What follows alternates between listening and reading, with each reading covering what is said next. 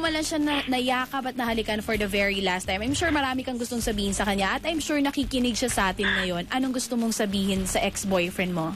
Sobrang dami po talaga. Sige, kausapin mo siya. Ang hirap po magsakitain.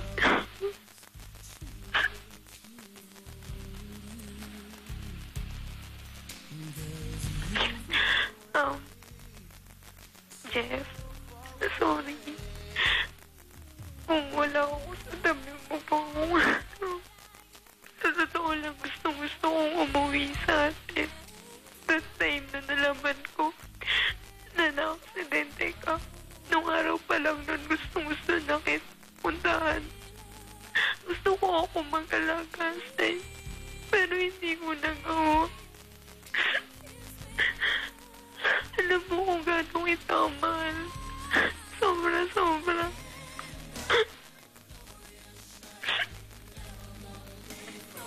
Salamat sa mga panaginip mo. Kasi pinapakita mo lang na nandyan ka pa rin. Malang sa akin, hindi mo ko iniiwan. Salamat. Alam ko yung nakita kong paro-paro nung isang araw. Ikaw yun.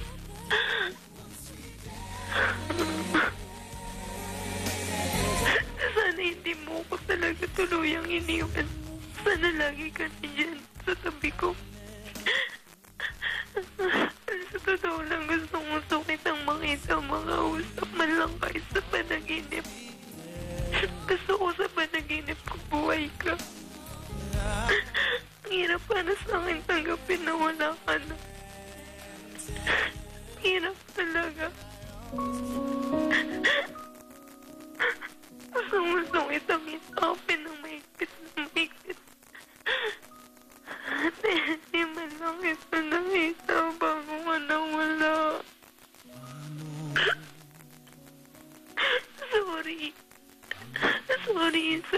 Sorry talaga, mahal na mahal kita sobra. Sana maintindihan mo ko kung bakit hindi ako nakauwi.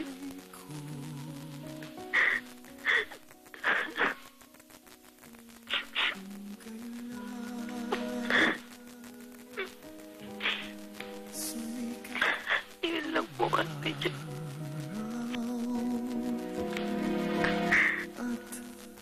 Lumigaya ng aking mundo.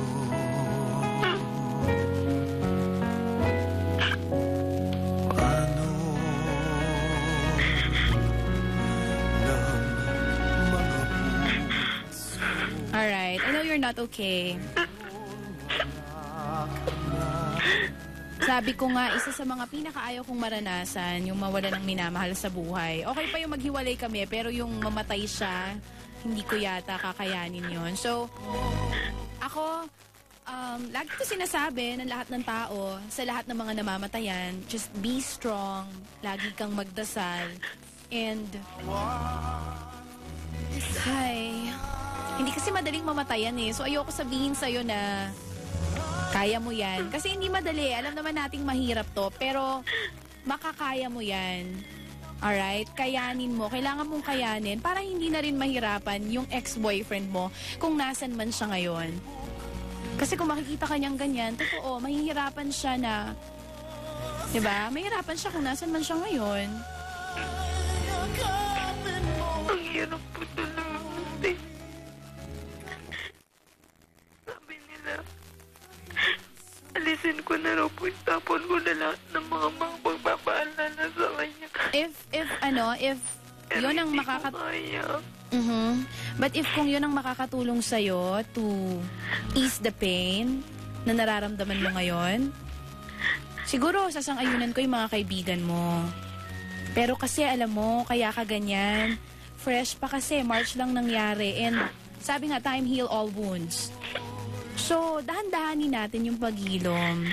Ganun kasi talaga eh. And alam mo, ipagpasalamat mo na lang na at least nakilala mo siya. Diba? Nagkaroon ka ng chance para makasama siya. I'm sure naiintindihan niya kung bakit hindi ka nakauwi. nung time na hirap siya, nung time na kailangan ka niya. Naiintindihan niya yon, may reason naman eh.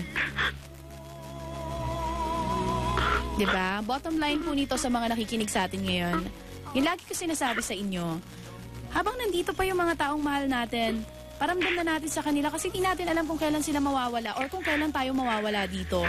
Hindi natin hawak yung panahon, hindi natin hawak yung buhay natin, hiram lang po natin to dun sa nasa taas.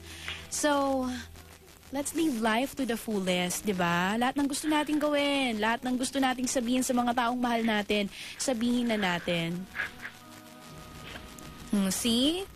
Now talagang na-realize ko na ikaw talaga, Joyce, mukhang confused ka lang. Kaya ka nagkakaroon ng feelings kuno para sa brother ng ex-boyfriend mo. Mas lalong hindi magiging masaya yung ex-boyfriend mo na parang kaya ka lang nagiging masaya, kunwaring kasiyahan lang dahil nakikita mo siya sa kapatid niya. Alright? Okay? So, huwag ka magmadali. Ganun talaga yung buhay eh. And ako, personally, feeling ko, sa oras na to, mas kailangan mo yung pamilya mo. You have to tell them kung ano talaga yung totoo. Diba? Sabihin mo sa kanila para mas makagaang sa pakiramdam. Hindi mo na nga siya naipaglaban nung nandito pa siya. Ngayon pa bang wala na siya? Mas lalong hindi mo pa ba sasabihin sa kanila kung ano yung nararamdaman mo ngayon? Kung ano yung reason bakit ka nagkakaganyan ngayon? You have to let them know, yung pamilya mo, lalo na yung mga magulang mo. Okay? And, baka pwedeng madalaw mo siya kung makakauwi ka ng summer kahit sa puntod na lang niya. Nakauwi po ako this vacation. Napuntahan ko naman po siya. Alright. So, hinay-hinay lang. Darating ka din doon sa time kung saan magaling na yung sugat. As in, hindi ka nakalimot pero hindi na masakit. Kasi yung ganung klase ng relationship na okay naman kayo tas bigla lang siyang nawala, hindi dapat di ba kinalilimutan yon? Cherish mo lang lahat ng moments mo na, di ba? Lahat ng moments mo na kasama mo tong lalaki na to. And right now, mas maigi, mas matutuwa siya kung magpo-focus ka sa studies mo. Since ang dahilan kung bakit hindi ka nakauwi sa inyo nung time na kailangan ka niya, nung time na nasa bingit ng kamatayan yung buhay niya, dahil sa pag-aaral mo, so dapat pakita mo sa kanya na bongga talaga yung grades mo, bongga talaga yung pag-aaral mo ngayon, alright? Hay, carry lang yan, ganyan talaga pag magaganda, mahirap ang mga problema. Ganyan din ako eh. Smile lang ng smile ha. And lagi mo idasal yung mga sakit na nararamdaman mo. Mawawala rin lahat yan. Alright? Sabi nga ng kanta ng South Border, there's a rainbow always after the rain. So hintayin mo lang yung rainbow for sure. Bubongga rin ang pagsikat niyan kasabay pa ng araw. Ha? Thank you po. Thank you so much, Joyce. Thank you po. Maraming salamat sa pag-share at pagtawag. Yan nga po si Joyce. Nakakaantig yung storya niya. Diyos ko, panahon talaga ng mga... Kanina, very inspiring story. Yung pangalawa, very...